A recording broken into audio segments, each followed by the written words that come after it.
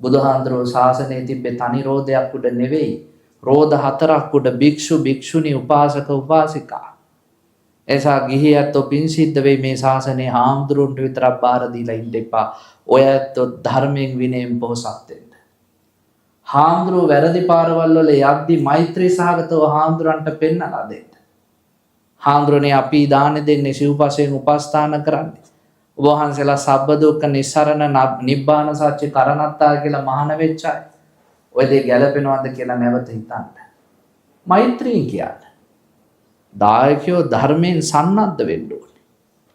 අද දායකයෝ ධර්මයෙන් සන්නද්ධ නැහැ. ධර්මාසනේ ඉඳගෙන හාමුදුරුවෝ කියන ඕන දෙයකට දායකයෝ සාදු කියන. මම පන්සලක බණකට ගියා මේ පුංචි උන්නාංශ කෙනෙක් අවුරුදු 10ක් විතර හරි මුකරි. නාකාරෝ කිව්වා අපේ පරණ පන්සල පෙන්නලා එන්න. මගෙන් අහනවා විහාරකයේ ඇතුළේදී. හාමුදුරුවෝ දන්නවද බුදුහාඳුරගේ රූපේ ලොකුවට හදලා දොරපොන්චියට හදන්නේයි කියලා? මං කිව්වා මං දන්නේ නැහැ පොඩි උන්නාංශේ. ඒ පාරකෝ අපේ ධර්මශාලාවේ එක එක හාමුදුරුවෝ ඇවිල්ලා බුදුහාඳුරු කිව්වාය කියලා පට්ටපල් බොරු කියද්දි බුදුහාඳුරන්ට කේන්ති ගිහිල්ලා යයි කියලා බයට කිව්වා. මගේ ඔළුවට පොල්ලකින් ගැහුවා වගේ. මං කවුද කිව්වේ? ලොකු හාමුදුරුවෝ කිව්වේ. බුදුහාඳුරු කිව්වාය කියලා පට්ටපල් බොරු. අද ඇහෙන්නේ නැද්ද ඔය ඇත්තන්ට? ඇහෙනවා ඔය ඇත්තෝ ධර්මයේ විනය දන්නේ නැති නිසා සද්ද නැතුව ඉන්නවා. අද මං ආගෙන සමහර හාමුදුරුවෝ ධර්මාසනේ ඉඳගෙන කියන මේ පින්වත්නි බුදුහාඳුරු බුදු වෙලා තියෙන්නේ ඉන්දියාවේ නෙමෙයි ලංකාවේනේ. අයිතන හීන දැකලා. කොළොන්නාවේ සාලමුල්ලෙලු ඉපදුනේ සල්ලුවේනේ කොනලු. මං හිතන්නේ නොම්බිලි සල්ලුවේනේ කියලා.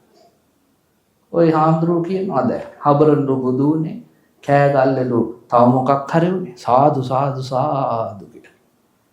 තව ආහාර කළා වලස් මුල්ලෙලා කියලා කියන. අපි දැන් මේ නිරුක්ති වලින් බණ කියන්නයි යන්නේ පරපටි බද්ද අනුන්ගේ පටි ආරන් තද කරගන්න කියලා. සෝවාන් වුණාම 4-5 පාරක් බඩේලේ යනවා චරචර ගාලා සාදු සාදු සාදු කියනවා. ධර්මයේ නාමයෙන් අධර්මයේ වපුරන. ධර්ම විකෘතියක් ඉදිරිපත්. එක්කෙනෙක් දෙන්නේ නෙවෙයි මහා සැරට. සීලේ වැඩක් නැහැ, භාවනා වැඩක් නැහැ, කාටද වා කරලා හරි ගියේ අපි වවල අපි කන්නේ තොපිත් වවාගෙන කාපියව. සාදු සාදු සාදු නියමයි කියනවා. එසා දායකයෝ හරියට බණ දැනගන්න. ඔය ඇත්තෝ බණ නොදන්න තාක්කල් සංඝයා ඔය ඇත්තෝ රවට්ටනවා තොප්පි වෙලෙන්දගේ කතක් කියලා. අද වෙලා තියෙන්නේ ඒකයි.